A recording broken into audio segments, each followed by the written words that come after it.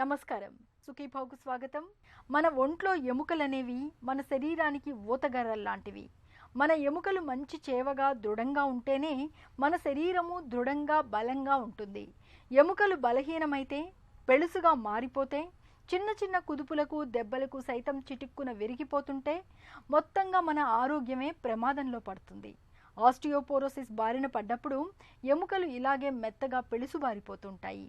Menopause దాటిన మహిళలకు ఎముకలు గుల్లబారిపోయే ముప్పు మరింత అధికంగా ఉంటుంది. జీవగర్రల్లాంటి ఎముకల్ని గుల్లగా మార్చే ఆస్టియోపోరోసిస్ జబ్బుకు కారణాలు, పరిష్కార మార్గాల గురించి ఇప్పుడు తెలుసుకుందాం.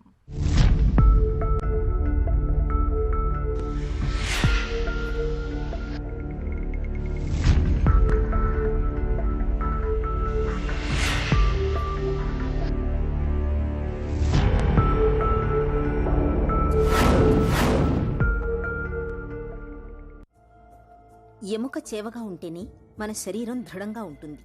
ఎంతటి ఒత్తిడినైనా తట్టుకుంటుంది, ఎంత బరువునైనా మోయగలుగుతుంది. కానీ ఇవాళ మనలో చాలా మందికి, ముఖ్యంగా మహిళలకు ఎముకలు దృఢంగా ఉండటం లేదు. ఎముకలన్నీ బోలుగా పెళుసుగా ఉంటున్నాయి. ఎముకల్లో చేవ తగ్గి ఎండుపుల్లలాగా మారుతున్నాయి. ఈ దుస్థితికి కారణం ఆస్టియోపోరోసిస్ అనే జబ్బు. మనలో చాలా మంది దీన్ని పెద్దగా పట్టించుకోవటం లేదు. దీంతో పటుత్వం తగ్గి బోలుగా మారిన ఎముకలు చిన్న చిన్న కుదుపులకే విరిగిపోతున్నాయి, ఫ్రాక్చర్లవుతున్నాయి. ముఖ్యంగా అవసాన దశలో తుంటి ఎముకలు విరగడంతో చాలామంది మంచానికే పరిమితమవుతున్నారు. శరీర అస్తిత్వాన్ని నిలబెట్టే కీలకమైన సజీవ ఎముకలు అసలు ఎందుకు పెళుసుబారుతాయి? ఎముకలు ఎండుపుల్లలుగా మారడానికి అనేక కారణాలు కనిపిస్తాయని చెబుతారు డాక్టర్లు. ఆస్టియోపోరోసిస్ అంటే అది బోన్స్లో కొంచెం కాల్షియం తక్కువై, బోన్ బలం తక్కువై వీక్ అయిపోయేది. Osteoporosis normally called silent disease. అంటే దీనికి సిమ్టమ్స్, సైన్స్ ఎక్కువ ఉండవు. ఎప్పుడోసారి పడిపోయినప్పుడు ఫ్రాక్చర్ రిస్క్ ఎక్కువ ఉంటుంది. సో ఆస్టియోపోరోసిస్ బేసికలీ మనకు ఓన్లీ బోన్ డెన్సిటీ చేసి ఎక్స్రే చేసిన తర్వాతే మనకు తెలిసేది అది బోన్ వీక్ అయిపోయింది, అది ఎట్లా మనం ట్రీట్ చేయాలని. సో ఆస్టియోపోరోసిస్ నాట్ సిమ్టమ్స్ మాత్రం మనం ఏమైనా వస్తాయి అట్లా ఏమైనా ఉండవండి. కొంతమందికి బ్యాక్ పెయిన్ ఉండొచ్చు, కొంతమందికి బోన్ పెయిన్ ఉండొచ్చు. కానీ 90% ఆస్టియోపోరోసిస్ పేషెంట్స్కి సిమ్టమ్స్ అండ్ సైన్స్ ఉండవు. ఓన్లీ బోన్ వీక్ అయిపోతూ ఉంటుంది అండ్ ఫ్రాక్చర్ అయినప్పుడు పెయిన్ వస్తుంది. Osteoporosis is a bone weakening disease. అంటే బోన్స్ ఏజ్తో పాటు ప్రోగ్రెసివ్గా వీక్ అవుతుంటాయి. ఇది ఎందుకు వస్తుందని మనం ముందు తెలుసుకుండేకి దాని ఫస్ట్ హిస్టరీ ఆఫ్ మన బోన్స్ ఎట్లా డెవలప్ అవుతాయి, దాంట్లో కాల్షియం ఎట్లా ఫామ్ అవుతుంది మనం తెలుసుకోవాలి. నార్మలీ ఎనీవన్కి బోన్ మన ఏజ్ ఆఫ్ 35-40 వరకు కాల్షియం పెరుగుతూ ఉంటుంది. ఆఫ్టర్ ది ఏజ్ ఆఫ్ 30 వరకు 40 తర్వాత కాల్షియం స్లోగా తగ్గుతూ ఉంటుంది. అంటే bone is a dynamic thing. ఇప్పుడు మనం గోర్లు ఎట్లా పెరుగుతాయి, చర్మం ఎట్లా హెయిర్ ఎట్లా పెరుగుతుంది, bone also is a growing thing, but only చాలా స్లో ప్రాసెస్. సో మన టీనేజ్, చిన్న వయసులో ఉన్నప్పుడు కాల్షియం మన బోన్స్లో అబ్జార్బ్ అవుతుంటుంది, కాల్షియం పెరుగుతుంది. So calcium content increases in the bone from teenage till your 25-30. So calcium మన యంగ్ ఏజ్లో కాల్షియం బాగా పెరిగితే లేటర్ ఆన్ ఆస్టియోపోరోసిస్ వచ్చే ఛాన్స్ తక్కువ ఉంటుంది. సో అందుకే చాలా ఇంపార్టెంట్ మన టీనేజర్స్కి, యంగ్స్టర్స్కి డైట్లో కాల్షియం అడిక్వేట్ ఉండాలా, స్పోర్ట్స్ బాగా ఆడాలా. మనం అందరం ఇప్పుడు only NEET exam, studies exam, IIT మీద కాన్సన్ట్రేట్ చేస్తున్నాం. That can be there, but దాంతోపాటు రోజు at least some physical activity for half an hour చాలా important from young age. So డైట్లో కాల్షియం అడిక్వేట్ ఉండాలా, ఫిజికల్ యాక్టివిటీ ఉండాలా, సన్లైట్ అండ్ ఎక్స్పోజర్ ఉండాలా. ఇవన్నీ ఉంటే యంగ్ ఏజ్ నుంచి కాల్షియం మన పీక్ బోన్ మాస్ అని అచీవ్ అయ్యేది బై 30, 35, 40కి పీక్ బోన్ మాస్ ఎక్కువ ఉంటుంది. సో అది ఎక్కువ ఉంటే మనం ఏజ్ పెరిగే కొద్దీ మన బోన్ తగ్గిపోయినా కానీ అంత ఆస్టియోపోరోసిస్ లేట్గా వస్తుంది. So after the age of 40 calcium బోన్లో స్లోగా నెగిటివ్ బ్యాలెన్స్లోకి పోతుంటుంది. అంటే బోన్ యాడ్ అయ్యేది తక్కువ, బయటికి వచ్చేసే ఎక్కువ ఉంటుంది. సో నెగిటివ్ బ్యాలెన్స్ అయిపోతే బోన్ లాస్ ఎక్కువ ఉంటుంది. మోర్ సో ఇది మెన్లో ఉండొచ్చు, లేడీస్లో కానీ రావచ్చు. But after the age of 45-50 menopause అయినప్పుడు ద బోన్ లాస్ లేడీస్లో చాలా ఎక్కువ ఉంటుంది. అందుకే మనం చూసేది ఫర్ ఎవ్రీ 5-6 లేడీస్ ఆస్టియోపోరోసిస్ ఉండేది మొగోళ్ళలో ఒకరికే ఉంటుంది. బికాజ్ లేడీస్లో హార్మోనల్ చేంజెస్ వచ్చే కొద్దీ, మెనోపాజ్ వచ్చే కొద్దీ బోన్ లాస్ ఎక్కువ అవుతుంది. వాళ్ళకి యూజువలీ 60-65 తర్వాత బోన్ లాస్ ఇంకా ర్యాపిడ్గా ఎక్కువ ఉంటుంది. మన ఎముకలు మొత్తం శరీరానికి ఊతగర్రల్లాంటివి. సజీవ కణజాలంతో కూడిన ఈ ఎముకల్లో ఎప్పటికప్పుడు పాత కణాలు అంతరిస్తూ కొత్త కణాలు పుట్టుకొస్తూ ఉండాలి. ఏ కారణంగానైనా తరిగిపోతున్న పాత ఎముకకు సరిసమానంగా కొత్త ఎముక ఏర్పడకపోతే ఉన్న ఎముక పెళుసుబారిపోవడం మొదలవుతుంది. ఈ విషయం తేలికగా అర్థం అవడానికి సజీవమైన ఎముకల్ని మనం పచ్చికర్రలతోనూ, ఆస్టియోపోరోసిస్ బారిన పడి గుల్లబారిన ఎముకల్ని ఎండుపుల్లలతోనూ చెప్పుకోవచ్చు. ముఖ్యంగా మహిళల్లో ఎముకలు పెళుసుబారిపోవడం అనేది మనం ఎక్కువగా చూస్తుంటాం. ఇందుకు ప్రధానంగా వయసుతో పాటు ఎముకలు బలహీనం కావడం ఒక కారణమైతే, మెనోపాజ్ తర్వాత శరీరంలో కీలకమైన ఈస్ట్రోజన్, ప్రొజెస్ట్రాన్ హార్మోన్లు వేగంగా తగ్గుముఖం పట్టడం మరొక కారణంగా ఉంటోంది. ఆస్టియోపొరోసిస్ బారిన పడ్డప్పుడు చిన్న చిన్న దెబ్బలకు, కుదుపులకు సైతం ఎముకలు చిటుక్కున విరిగిపోతుంటాయి. చివరికి గట్టిగా తుమ్మినప్పుడు, దగ్గినప్పుడు సైతం ఎముకల్లో ఫ్రాక్చర్లు అవుతుంటాయి. Normal like any disease osteoarthritis ఉన్నట్ల వేర్ మెన్లో తక్కువ ఉంటుంది, లేడీస్లో ఎక్కువ ఉంటుంది. ఆస్టియోపోరోసిస్ ఆల్సో మెన్లో ఇన్సిడెన్స్ తక్కువ ఉంటుంది, లేడీస్లో ఎక్కువ ఉంటుంది. దీనికి 2-3 కారణాలు ఉన్నాయి.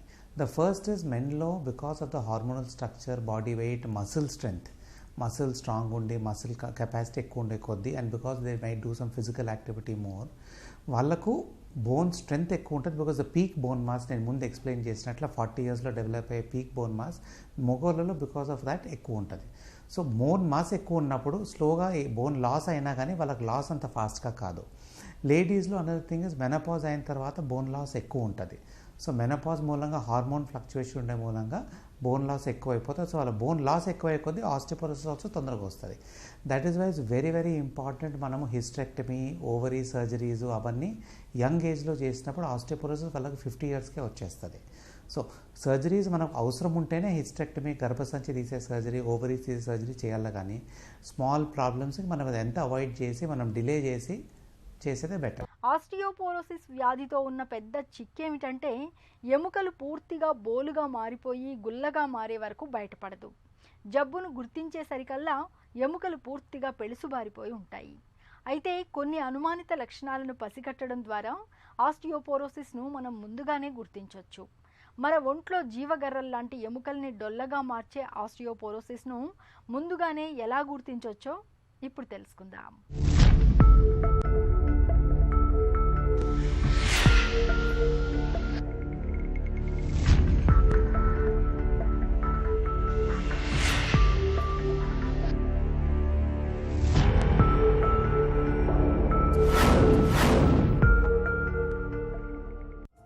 మనం ఎముకలు ఎప్పుడూ ఒకేలా ఉంటాయని అనుకుంటాం, కానీ అది నిజం కాదు.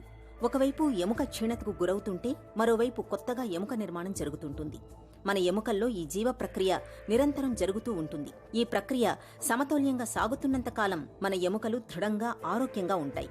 ఈ సమతౌల్యం లోపించినప్పుడు ఎముకలు గుల్లబారడం మొదలవుతుంది. ప్రధానంగా మహిళల్లో అది కూడా నెలసరి నిలిచిపోయే దశ అంటే మెనోపాజ్లో ఈ ఎముకల బోలు వ్యాధి ఎక్కువగా కనిపిస్తుంది. ఈస్ట్రోజన్ హార్మోన్ తగ్గిపోవడంతో ఎముకలు పెళుసుబారుతుంటాయి. సాధారణంగా మనమంతా గుండె జబ్బులు, క్యాన్సర్ల గురించి భయపడుతుంటాం, ఆందోళన చెందుతుంటాం. కానీ ఆస్టియోపోరోసిస్ గురించి పెద్దగా పట్టించుకోం. కానీ 65 ఏళ్లు దాటిన మహిళల్లో 85% మందిలో ఎముకలు గుల్లబారి ఉంటున్నాయని చెబుతున్నారు డాక్టర్లు. నార్మల్గా ఆస్టియోపోరోసిస్ని సైలెంట్ డిజీజ్ అంటారు. అంటే దానికి సిమ్టమ్స్ ఏమీ ఉండవు. ఎప్పుడో ఒకసారి కొంతమందికి క్రానిక్ బ్యాక్ పెయిన్ ఉండొచ్చు, అవన్నీ కొంచెం ఏజ్ తర్వాత ఉండొచ్చు. కానీ రొటీన్ పాపులేషన్లో ఆస్టియోపోరోసిస్ స్టార్ట్ అయినప్పుడు సిమ్టమ్స్ ఏమి ఉండవు. ఏజ్ పెరిగే కొద్దీ ఆస్టియోపోరోసిస్ సివియర్ అయ్యే కొద్దీ కొంతమందికి నడుము బెండ్ అవుతుంది, బ్యాక్ బెండ్ అవుతుంది, బోన్ పెయిన్స్ వస్తాయి. వాళ్ళకు రిస్క్ ఆఫ్ ఫ్రాక్చర్ పెరుగుతుంది. సో ఆస్టియోపోరోసిస్ స్టార్ట్ అయినాక లేటర్ స్టేజెస్లో మనకు రిస్క్ ఆఫ్ ఫ్రాక్చర్ పెరుగుతుంది. అంటే చిన్న స్మాల్ యాక్సిడెంట్ అయినా కానీ తుంటి జాయింట్ ఎరగొచ్చు, రిస్ట్ దగ్గర ఫ్రాక్చర్ కావచ్చు, నడుములో ఫ్రాక్చర్ కావచ్చు. These are called age related osteoporotic fractures. దీనికి ఆపరేషన్ అవసరం పడదు. రిస్ట్ ఫ్రాక్చర్స్, స్పైన్ ఫ్రాక్చర్స్కి మందులే ఇస్తాము. బట్ అది మనం తెలుసుకున్న తర్వాత bone strengthening medicines, calcium, vitamin D supplements ఇస్తే అవి మెయింటైన్ అవుతాయి. బట్ అన్ఫార్చునేట్లీ హిప్ జాయింట్లో ఫ్రాక్చర్ అయినప్పుడు, తుంటి దగ్గర ఫ్రాక్చర్ అయినప్పుడు 95% 96% పేషెంట్స్కి అందరికీ ఆపరేషనే అవసరం పడుతుంది. అది ఆపరేషన్ కాకుండా మనం కంట్రోల్ చేసుకోలేము. అందుకే మనం ఈ ఆస్టియోపోరోసిస్ మనం ఎర్లీ స్టేజ్ నుంచి మనం గ్రహించుకొని దానికి ప్రికాషన్స్ తీసుకుంటే చాలా మటుకు ఓల్డ్ ఏజ్లో మనం దాన్ని ప్రివెంట్ చేసుకోవచ్చు. ఆస్టియోపోరోసిస్ వ్యాధి లక్షణాలు ప్రారంభంలో ఏమీ కనిపించవు. కానీ ఎముకలు లోలోపల క్షీణిస్తూనే ఉంటాయి. ఎప్పుడో సమస్య మరీ తీవ్రమై ఎముకలు విరిగిపోయినప్పుడు కానీ ఆ విషయం స్ఫురణకు రాదు. శారీరక శ్రమ లేకపోవడం, అతిగా మద్యపానం చేయడం, ధూమపానం వంటివి ఆస్టియోపోరోసిస్ రావడానికి గల కారణాల్లో కొన్ని. ఇవే కాకుండా నూనె, మసాలాలు విరివిగా వాడే ఆహార పదార్థాలు, దీర్ఘకాలికంగా మందులు వాడటం, రుమటాయిడ్ ఆర్థరైటిస్ వంటి కీళ్ల నొప్పుల కారణంగా చాలా రోజులుగా స్టెరాయిడ్లు వాడుతూ ఉండడం, మూర్ఛరోగం మందులు కూడా ఎముకలు గుల్లబారిపోయేలా చేస్తుంటాయి. ఎముకలు పెళుసుబారి ఎండుపుల్లలుగా మారుతున్న కొద్దీ చిన్న చిన్న కుదుపులకు దెబ్బలకు సైతం ఎముకలు చిటుక్కున విరిగిపోతుంటాయి. ఎముకల్ని ముట్టుకుంటే నొప్పిగా ఉంటుంది. ముఖ్యంగా నడుము నొప్పి అనేది ఒక పెద్ద సమస్యగా మారుతుంటుంది. ఆస్టియోపోరోసిస్ సైలెంట్ డిజీజ్ అన్నట్ల మనకు ఎర్లీ స్టేజ్లో సిమ్టమ్స్ ఏమీ ఉండవు. మనం దాన్ని నెగ్లెక్ట్ చేసి ట్రీట్మెంట్ తీసుకోకపోతే లేట్ స్టేజ్లో స్పాంటేనియస్ ఫ్రాక్చర్స్ అవుతుంటాయి. నార్మల్గా ఒక ఏజ్ 50, 60, 70 తర్వాత కిందికి పడితే హిప్ ఫ్రాక్చర్ కావచ్చు. బట్ లేట్ స్టేజ్ డిజీజ్లో వాళ్ళు పడుకోకుండా కానీ పరుపులో తిరిగినా, కొంచెం లేచి కూర్చున్నా, ఎవరైనా చేయి పట్టుకొని లేపినా కానీ ఫ్రాక్చర్స్ అవుతుంటాయి. అంటే వాళ్ళకి ఎంత బ్యాడ్ అయిపోతుంది బోన్ అంటే చాలా వీక్ అయిపోయి ఎక్స్రేలో కానీ పేపర్ థిన్ అయిపోతుంది. అండ్ ఈవెన్ సింపుల్ యాక్టివిటీస్తో కానీ ఫ్రాక్చర్ కావచ్చు. సో ఇలాంటి వాళ్ళకి మనం ఆపరేషన్ చేసినా కానీ సక్సెస్ చాలా తక్కువ ఉంటుంది. బికాజ్ ఆ బోన్లో పట్టు ఉండదు. మనం ఏం సర్జరీ చేసినా కానీ దాంట్లో రీజనరేషన్ కెపాసిటీ ఉండదు. అందుకే అంత డిలే చేయకోకుండా మనము మోడరేట్ టు ఎర్లీ స్టేజ్లోనే ఆస్టియోపోరోసిస్ ట్రీట్మెంట్ తీసుకుంటే దాన్ని ఈజీగా మనం కంట్రోల్ చేసుకొని మెయింటైన్ చేయవచ్చు. మనం ట్రీట్మెంట్ స్టార్ట్ చేసినా కానీ ఒక 1-2 monthsలో ఇంప్రూవ్ కాదు. Improvement in osteoporosis takes 1-2 years వరకు ఈజీగా అవుతుంది. And you can take treatment for 5 to 6 years. Tablets are very simple. Injections ఉన్నాయి, టాబ్లెట్స్ ఉన్నాయి, అన్ని మందులతోనే దీన్ని మనం కంట్రోల్ చేసుకోవచ్చు. ఎముకల్ని గుల్ల చేసే ఆస్టియోపోరోసిస్ జబ్బును ఎంత త్వరగా గుర్తించి అంత త్వరగా చికిత్స మొదలు పెడితే అంత మంచిది. ఆలస్యం అవుతున్న కొద్దీ ఎముకలు పూర్తిగా పెళుసుబారిపోతాయి. చివరి దశలో చికిత్స మొదలుపెట్టినా అంత మంచి ఫలితం ఉండదని చెప్తారు డాక్టర్లు. ఆస్టియోపోరోసిస్కు చికిత్స ఎలా ఉంటుందో, ఎముకల పటిష్టత కోసం చిన్న వయసు నుంచి ఎలాంటి జాగ్రత్తలు తీసుకోవాలో ఇప్పుడు తెలుసుకుందాం.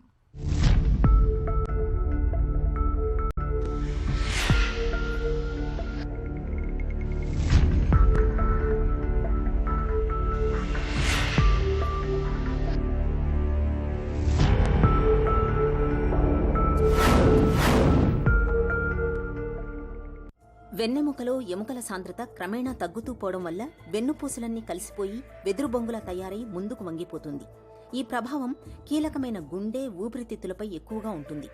ఎముకలు బోలుగా మారడాన్ని మనం ఎక్స్రే సాయంతో గుర్తించడం చాలా కష్టం.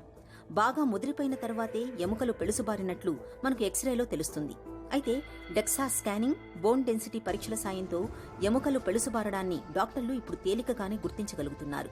బోన్ డెన్సిటీ స్కాన్ పరీక్షల్లో ఎముకలు ఎంత మేరకు గుల్లబారాయన్న విషయాన్ని నిర్ధారించుకుని తదనుగుణంగా డాక్టర్ సలహా మేరకు కాల్షియం, విటమిన్ డి సప్లిమెంట్లను మొదలుపెట్టడం మంచిది. కొన్ని రకాల మందులు కూడా బాగా పనిచేస్తాయి. ఎముకలు ఎండుపుల్లలుగా మారాయని తెలిసిన తర్వాత మనలో చాలా మంది కాల్షియం సప్లిమెంట్లను వాడటం మొదలు పెడుతుంటారు. నిజానికి ఈ సప్లిమెంట్లతో ఫలితం అంతంత మాత్రమే అంటారు నిపుణులు.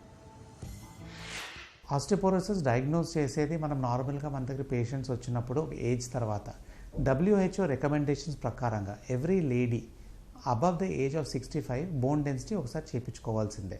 బోన్ డెన్సిటీ అది ఒక సింపుల్ టెస్ట్ అంటే డెక్సా స్కాన్ అని మోస్ట్ ఆఫ్ ద డయాగ్నోస్టిక్ సెంటర్స్లో చేస్తారు. It cost around 3,000 rupees. ఇది ఇయర్లీ చేసే పని లేదు. మనకు normal menopause at the age of 45-50 అయినప్పుడు at the age of 60 to 65 ఈ టెస్ట్ ఒకసారి all ladies should undergo it. ఇది బోన్ డెన్సిటీ అంటే ఒక మెషిన్ మీద పండబెట్టేసి బోన్ స్కాన్ చేస్తారు. దాంట్లో మనకు డయాగ్నోసిస్ 3 వస్తాయి. నార్మల్ బోన్ ఉందా, ఆస్టియోపీనియా ఉందా, ఆర్ ఆస్టియోపోరోసిస్ ఉందా. సో నార్మల్ బోన్ అంటే బోన్ స్ట్రెంత్ ఇస్ నార్మల్, దానికి ట్రీట్మెంట్ అవసరం లేదు. ఆస్టియోపీనియా అంటే కొంచెం వీక్ ఉంది, they have to be careful and may require calcium supplementation. Next is the stage of osteoporosis. ఆ scoring of osteoporosis can be mild, moderate, severe. So దాంట్లో మనం అయ్యే కొద్దీ వర్సన్ అయ్యే కొద్దీ దానికి వేరే స్కోర్స్ వచ్చి మనం ట్రీట్మెంట్ ఆల్సో చేంజ్ చేస్తుంటాం. సో మైల్డ్ ఉన్నప్పుడు ఆల్సో ట్రీట్మెంట్ వేరే, సివియర్ ఉన్నప్పుడు ట్రీట్మెంట్ వేరే. సో ఏదైనా మనం ఆస్టియోపోరోసిస్ డయాగ్నోస్ చేయాలంటే ఒక ఎక్స్రేలో మనకు గ్రాస్ ఐడియా వస్తుంది ఆస్టియోపోరోసిస్ ఉందా లేదా అని. కానీ దాన్ని కంప్లీట్ డయాగ్నోసిస్ చేసుకుంటే bone density test or DEXA scan and test మనం ల్యాబ్లో చేయించుకోవాల్సి వస్తుంది. చేసుకుంటే మనకు యాక్యురేట్గా వాల్యూస్ వస్తాయి. దాన్ని మనం ఎవ్రీ ఇయర్ చేసే పని లేదు. నార్మల్ ఉందనుకోండి bone density, we can repeat it after 3 to 5 years. So 1 and 5 years చేసుకున్నా కానీ చాలు, ఇట్ ఇస్ నార్మల్. కానీ ఆస్టియోపోరోసిస్ ఉంటే మాత్రం దాన్ని డాక్టర్ని సంప్రదించి either we see orthopaedic surgeon or an endocrinologist treatment తీసుకుంటే 1 and 2-3 years చెక్ చేస్తూ దాన్ని మనం కంట్రోల్ చేసుకోవచ్చు. సో ఆస్టియోపోరోసిస్ మనం డయాగ్నోస్ చేసిన తర్వాత depending on the risk how bad it is మనం ట్రీట్మెంట్ స్టార్ట్ చేయాల్సిందే. మెడిసిన్స్తోనే ట్రీట్ చేసేది. ఆపరేషన్ ఎవరికన్నా అవసరం ఉందంటే అది only for the complications of osteoporosis. Spine fractures ఏమైనా, రిస్ట్ ఫ్రాక్చర్ అయినా, తుంటి దగ్గర ఫ్రాక్చర్ అయినా కానీ అప్పుడు ఆపరేషన్ చేస్తాం. కానీ పర్సే ఆస్టియోపోరోసిస్ కోసం సర్జరీ ఉండదు. So it's very important. Osteoporosis diagnose అయిన తర్వాత దానికి ఫస్ట్ ఇస్ మెడికల్ మేనేజ్మెంట్ కన్నా non medical management is more important. So important prevention steps కోసం దాని treatment by natural lifestyle modifications. రోజు వాకింగ్ చాలా important. So even at any age మనం osteoporosis రాకూడదంటే half an hour brisk walking is recommended. ఇంట్లో light weight exercises also important. డంబెల్స్తో weight bearing exercises చేసుకుంటే చాలా important. So walking, weight bearing exercises important. డయట్లో calcium ఎక్కువ ఉండాలి. So normally after menopause 1000 milligrams calcium daily requirement ఉంటే to 1500. So calcium డయట్లో ఎక్కువ చేసుకోవాలా. అది కాకపోతే కాల్షియం సప్లిమెంట్స్ తీసుకోవచ్చు. దీంతో పాటు we have other medicines that increase the bone. So మనకు అందరూ అనుకుంటారు పేషెంట్స్ మేము కాల్షియం తింటున్నాము ఎందుకు వచ్చింది ఆస్టియోపోరోసిస్ అని. సో కాల్షియం మనం తీసుకున్నా కానీ ఆ కాల్షియం మన బోన్లో పోయి ఉండాలని రూల్ లేదు. That can get excreted in the motion or in the urine also out.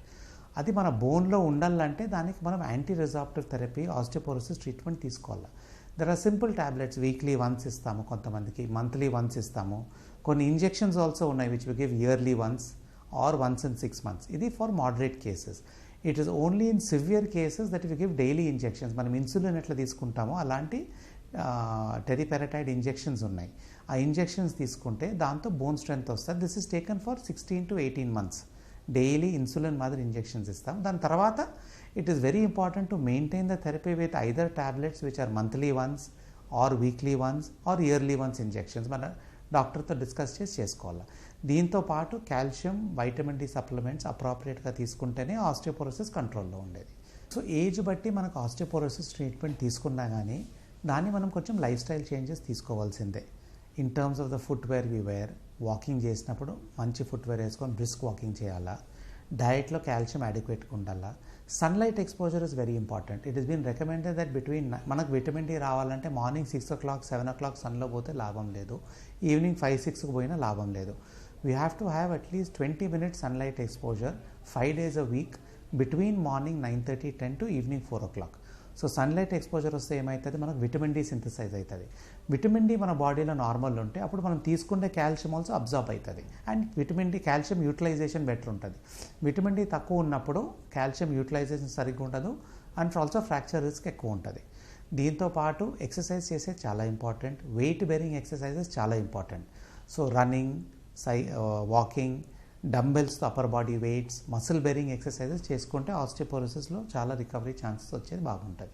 Especially we say ladies and boys, young teenagers, చిల్డ్రన్లో it is very important to follow few steps to prevent osteoporosis లేటర్లో. They have to be active, engaged in sports activity for at least 4 to 5 hours every week. On a weekly basis 4 to 5 hours sports ఆడాలి. వాళ్ళ డయట్లో most of the process foods, the supermarket foods మన ఉండేటివి అవన్నీ they deplete the calcium and reduce the nutrition. So natural occurring foods తీసుకోవాలా, డయట్లో calcium rich foods తీసుకోవాలా, calcium intake ఉండాలా, సన్లైట్ ఎక్స్పోజర్ ఉండాలా. సప్లిమెంట్స్ ఈ ఏజ్లో చేయకూడదు. Supplements are only for ladies above the age of 50 calcium supplements తీసుకుంటేది. So menopause అయిన తర్వాతనే సప్లిమెంట్స్ తీసుకుంటాము. మెన్కి అయితే డిపెండింగ్ వీక్నెస్ ఉంటే after age of 70-75 calcium supplements వేసుకోవచ్చు. మన రొటీన్గా యంగ్ చిల్డ్రన్లో కాల్షియం అవసరం లేదు. న్యాచురల్ సోర్సెస్ రాసుకోవాలా అండ్ ఎక్సర్సైజ్ చేయాలి. Prevention of steps of osteoporosis కోసం చాలా ఇంపార్టెంట్. మన లైఫ్ స్టైల్ చేంజెస్లో మనం ప్రివెంట్ చేయాలంటే coffee, caffeinated drinks, tea, coffee అంతా not more than 1 or 2 cups a day. Every 1 hour coffee తాగితే it impacts the osteoporosis more. మన డైట్లో కాల్షియం ఇంటేక్ ఎక్కువ ఉండాలా. విటమిన్ డి సప్లిమెంట్స్ ట్యాబ్లెట్స్ మూలంగా కాదు, మనకు సన్లైట్ ఎక్స్పోజర్లో రావాలా. డైలీ మనం ఓన్లీ ఏసీ రూమ్స్, ఇండోర్స్ ఉంటే మనకు సన్లైట్ ఎక్స్పోజర్ రాదు. విటమిన్ డి బాడీ నుంచి, స్కిన్ నుంచి సింథసైజ్ కాదు. సో బాడీ ఎక్స్పోజ్ అయ్యి at least for 20 minutes every day 5 days a week అన్న between morning 10 to evening 4 sunlight exposure ఉండాల్సిందే. Very very important. Carbonated drinks, process food, chips అవన్నీ చాలా ఉండేటివి. They hamper the gut metabolism. So coke అవన్నీ whichever these carbonated drinks మనం తీసుకుంటే అది very harmful for the kids also. Obesity పెరుగుతుంది and all osteoporosis వచ్చే chances also because of calcium metabolism they are bad. మన శరీరానికి జీవకర్రల్లాంటి ఎముకల్ని ఎండుపుల్లలుగా మార్చేసి మలివయసు జీవనాన్ని దుర్భరంగా మార్చే ఆస్టియోపొరాసిస్ వ్యాధిని కేవలం 2 జాగ్రత్తలు తీసుకోవడం ద్వారా చాలా వరకు నివారించుకోవచ్చు. ఇందుకు మనం చెయ్యాల్సిందల్లా చిన్న వయసు నుంచే వ్యాయామాన్ని ఒక అలవాటుగా మార్చుకోవడం. 2 పాలు, పాల పదార్థాల్ని ప్రతినిత్యం తీసుకోవడం. ముఖ్యంగా అమ్మాయిలు చిన్న వయసు నుంచే స్కిప్పింగ్ వంటి వ్యాయామాల్ని సాధన చేయడం, రోజుకు కనీసం 1 గ్లాసుడు పాలను తప్పనిసరిగా తాగడం ద్వారా ఎముకల్ని పటిష్టంగా ఉంచుకోవచ్చు. అలాగే ఉదయం కానీ సాయంత్రం కానీ కాసేపు నీరెండకు నిలబడ్డం వల్ల ఎముకలకు అత్యావశ్యకమైన విటమిన్ డి పుష్కలంగా లభిస్తుంది. ఇలా ఆహార వ్యాయామాల విషయంలో ప్రత్యేక జాగ్రత్తలు తీసుకోవడం ద్వారా ఎముకల బోలు వ్యాధికి ఆదిలోనే చక్కగా అడ్డుకట్ట వేయవచ్చు. మన ఎముకల్ని పటిష్టంగా చక్కటి ఆరోగ్యంతో ఉంచుకోవచ్చు. మలి వయసులో మహిళల పాలిట పెనుశాపంలా పరిణమించే ఆస్టియోపోరోసిస్ను నివారించుకోవడం అన్నది పూర్తిగా మన చేతుల్లోనే ఉంది. చిన్న వయసు నుంచి పాలు, పాల పదార్థాలని ఆహారంలో ఒక భాగంగా చేసుకోవడం, రోజు కాసేపైనా ఎండలో నిలబడడం, అవసరమైతే కాల్షియం సప్లిమెంట్లను వాడుకోవడం ద్వారా ఎముకల్ని బోలుగా మార్చే ఆస్టియోపోరోసిస్ జబ్బును మనం చాలా వరకు నివారించుకోవచ్చు. తిరిగి రేపటి సుఖీభవలో కలుసుకుందాం. సుఖీభవ కార్యక్రమానికి సంబంధించిన మీ విలువైన సూచనలు, సలహాలను వెంటనే మాకు రాయండి. మా చిరునామా Sukhibhava, ETV, Ramoji film city, Hyderabad 501512 లేదా sukhibhava@etv.co.in కు ఈమెయిల్ చేయండి.